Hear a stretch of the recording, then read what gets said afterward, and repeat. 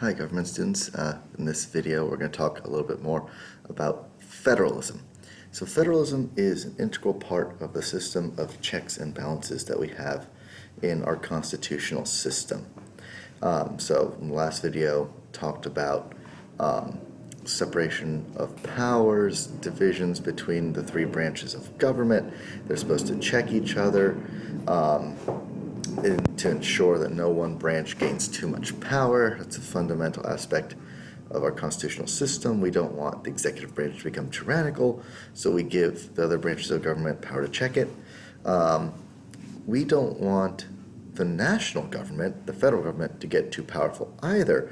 So we create a system that's known as federalism, where the national governments and the state governments, they have distinct roles that sometimes overlap, and we'll talk about what happens when that happens in a second. But states deal with things like water rights and building of schools. Federal government does things like national defense, immigration, trade policy. There are distinct roles. The distinct roles for what the federal government is supposed to do is outlined in the Constitution. And the reason why we didn't want the national government to get too powerful is because of the demands of the anti-federalists, who were much more in the states' rights camp, afraid of a big national government which would become tyrannical and oppress the citizens. Just let me bring you over here to what I've got on the board. So federalism is spelled out in the Constitution in a couple places. So in the original Constitution, right, without the Bill of Rights, spells out the powers for the national government. So Article 1, Section 8 of the Constitution gives us what powers Congress has. These are called enumerated powers. Things like Congress has the power to declare war. Congress has the power to coin money. Congress has the power to fight pirates. Congress has the power to build post offices and post roads, right? Article 2, the powers of the executive branch, make treaties, be commander-in-chief of the army. We have the Supremacy Clause. So I mentioned sometimes powers between states and the federal government overlap. They both have the power to do things like taxes. They both have powers that, powers to build roads. Powers to prosecute criminals, right? States and programs can set different laws or laws that are the same. But we have in the Constitution what's known as the Supremacy Clause, which states that federal law is supreme to state law. So any state law that's written has to comply with federal national laws. If those laws are ever in conflict, the federal law reigns supreme. And then we have the Bill of Rights. Okay, so the Bill of Rights is what gives power to the states. So the Bill of Rights is 10 separate constitutional amendments. The 10th Amendment, the last one, is what gives power to the states. It's known as, they're known as reserved powers. So 10th Amendment says that no powers that are specifically given to the federal government, right? So no powers that are specifically enumerated in the Constitution are reserved for the states. So states can legislate on anything that the federal government has not been given power in the Constitution to legislate. But this is all complicated by part of Section 8 of Article 1, which is known as the Elastic Clause or the Necessary and Proper Clause. So the Necessary and Proper Clause says that Congress can take whatever actions it deems necessary and proper to fulfilling their enumerated constitutional powers. So what the heck does that mean? So basically what that means is if, for example, in the Constitution it says that Congress has the power to make post office and post roads. That's all it says.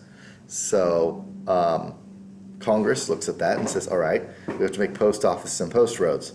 Well, if we make a post office, certainly we need to be able to hire people to staff this post office. So we have to be able to give money to the post office to hire people We need letter carriers. We need the people to drive the trucks. We need to buy trucks, right? It doesn't say anywhere in the Constitution that we can buy trucks for the post office. It just says we can make post offices. So the purpose of the elastic clause is to allow Congress flexibility to pass whatever they deem necessary to fulfilling out their purpose, right? It would be really silly if Congress could only make post offices and post roads, but couldn't allocate money to hiring people to work in this post office, hiring people to sort the mail, allocating funds to make stamps, right? It would be really dumb. Nothing would ever get done because these enumerated powers in Article 1, Section 8 are so specific. But the problem here is that who gets to define what's necessary and proper? The Supreme Court said that Congress gets to decide what counts as necessary and proper. And this creates conflict because necessary and proper is vague, necessary and proper is broad.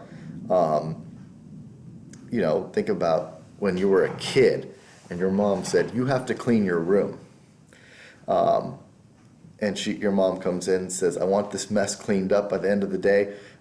You are to pick up all the trash in your room, put away your toys, fold your laundry, and you may take any and all steps that may be necessary and proper to complete these. Does that mean you can call a maid service and use your mom's credit card to get the maid service to come do it? Does that mean you can hop on Amazon and buy a Roomba to sweep up your room? Can you pay your sibling to do it? Certainly these things would all get your room clean, but would they be necessary and proper? Supreme Court has said, hey, Congress gets to decide what's necessary and proper. And since Congress gets to decide what's necessary and proper, Congress passes all sorts of laws that they deem necessary and proper to fulfilling and carrying out their constitutionally appointed powers. And because we have that supremacy clause, right? Because the supremacy clause states that federal law is always supreme to state laws, this has greatly expanded the power of the federal government. The necessary and proper clause is the one clause that has greatly expanded federal power because anything can be deemed necessary and proper if you frame it properly. Especially because in Article 1, Section 8, it also says that Congress has the right to regulate interstate commerce. So commerce between states. What counts as commerce? Well, anything that can be bought or sold. And since Congress can take any steps it deems necessary and proper to regulate things that can be bought and sold, that means Congress can also regulate drugs, like marijuana. So Congress has outlawed marijuana. Marijuana is an illegal drug according to the national law. States have sued and said you can't do that. Nowhere in the Constitution does it say Congress can regulate drug use, right? It doesn't say that. States want to pass laws about medical marijuana. States want to have legalized marijuana. And the federal government says you can't do that, right? We have a law, we passed a law, says you can't do that. We, the federal government, are allowed to regulate interstate commerce. Marijuana is bought and sold between states. Therefore, we can regulate it and outlaw it. And that argument has been bought by the Supreme Court. While Barack Obama's administration didn't enforce the anti-marijuana laws that were on the books, the Trump administration is. So states like Colorado, California, DC, Maryland, states that have some sort of legalized marijuana or medical marijuana can be prosecuted by the federal government. So this creates conflict, right? And so, this elastic clause and this growing power of the federal government impinging upon what states say are 10th Amendment rights, right? Nothing specified. These things that are not specifically specified are supposed to be reserved to the states. Creates conflict. So that brings us back to those eternal questions that I was talking about in that first video, right? Who governs? Who gets to make these decisions? Who has the power to make these decisions? Where is authority vested, and is that authority legitimate? So going back to that, the pot laws, right? Who governs? Well, the federal government says they get to govern, right? They say they have the power because people buy and sell marijuana, sometimes across state lines, therefore it's interstate commerce, and they can regulate it. States say, no, that's absolutely ridiculous, right? It's not interstate commerce. That's preposterous. You don't have the power to do that. Federal government says they have the authority because it's in the Constitution, right? They can regulate interstate commerce. The question of power and who has it is always a central issue, especially when it comes to federalism, because we're supposed to have a robust system of federalism that allows states to experiment with different laws, try different methods, come up with different formulas for what they'd like to do. But at the same time, we have a growing federal government because powers within the Constitution are read so broadly. Okay? And the conflict is always the most fun part, right? Guns. Can states regulate guns, or is that a job for the federal government? Sanctuary cities. Can states pass laws regarding undocumented immigrants who report crimes that they won't be prosecuted or turned in? Is that a violation of federal law? Can the federal government regulate what states do in those situations? These are interesting questions because it's all about where you think the power lies and who has the authority to make these decisions. And then are those decisions legitimate? It's really interesting to see what's going to happen in the near future with some of these issues. I'm sure you can think of a bunch of issues where states and the federal government clash. Education, right? First, No Child Left Behind, and now Common Core, standardized testing. Can the federal government mandate that states do these things? That brings me to this next part of the board over here, mandates. This is really fun. Mandates are essentially rules that the federal government makes that state governments have to follow. Supremacy clause, right? Federal law is supreme, therefore federal government can mandate that states do things, right? There's two types of mandates. You can have funded and unfunded mandates. When I first started dating my wife, I was kind of broke, so I would often joke that I was her unfunded mandate. There's some wonderful American government humor for you there. So funded mandates, right? Government passes a law, says, hey, states, you must do something, and we're going to give you money for it. So welfare, right? We don't have a national welfare system anymore, right? Welfare was transferred from the federal government to the states. So federal government passed a law in Bill Clinton's administration. Bill Clinton said, we have ended welfare as we know it. States will be given chunks of money known as grants. States can use that money however they want to fund their own welfare programs. All right? Highways. Federal government, interstate highway system was a product of the federal government, launched by Eisenhower. Control over highways has been given to states, but with money from the federal government to build highways. And maintain highways. This is also a process that's known as devolution. So where power is devolved from the federal government down to states. This was really big under Reagan, continued under H.W. Bush and then Clinton, and has basically continued since then. The transferring of, what the federal government does down to state levels. Well, there are unfunded mandates where the federal government says, hey, you must do something, and I'm not giving you money to do it. So the Americans with Disabilities Act is an unfunded mandate, right? Buildings, public buildings, private buildings, all buildings have to have accessibility for persons with disabilities. Websites, like our UMUC website and our UMUC classroom has to be ADA compliant, right? Materials have to be of a certain quality. They have to have audio capabilities. We have to have Braille for people who need them. The Civil Rights Act was an unfunded mandate, right?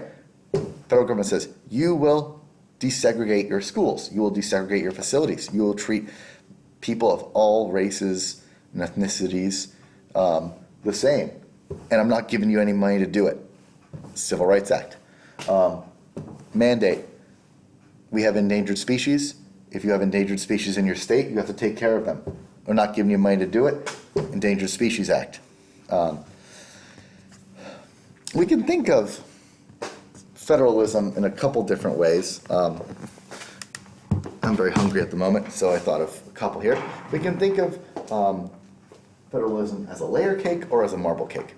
So the traditional way to think of federalism is as a layer cake, right? There are distinct parts of a layer cake, right? You've got cake, frosting, more cake, frosting. And the layers are separate and they're distinct, and you can taste each layer. It's clear where each layer starts and ends, right? That's how many people think federalism works in the Constitution. The federalism in the Constitution looks like a layer cake, right? They're not mixed together, they're not jumbled up. Everything's got a distinct role that's supposed to play, and they don't mix, they don't touch. But I think that's wrong. I think it's often better to think of federalism as a marble cake. For you marble cake fans out there, or marble loaf fans, right? Where does one flavor end and another begin? Everything is swirled together. The chocolate and the vanilla are mixed together. It's difficult to tell where one begins and one ends. Think about it with highways, right? Money goes from the federal to the state governments. They work together to fund highways. Immigration enforcement, local police officers, and the federal government working together. There's all sorts of examples of where the federal government and state governments work cooperatively together to do things that, we might say, well, this should be the role of the federal government or the state government, but in reality, they work together. And so I think, a marble cake is a nice way to think of federalism for the most part. There are definitely layer cake parts to federalism, right? There are certain things that only the federal government can do. There are certain things that only states can do. But we shouldn't think of the federal government and states as always in conflict and always combative. They often work together. And I think those are some of the most interesting parts as well. All right, thanks guys.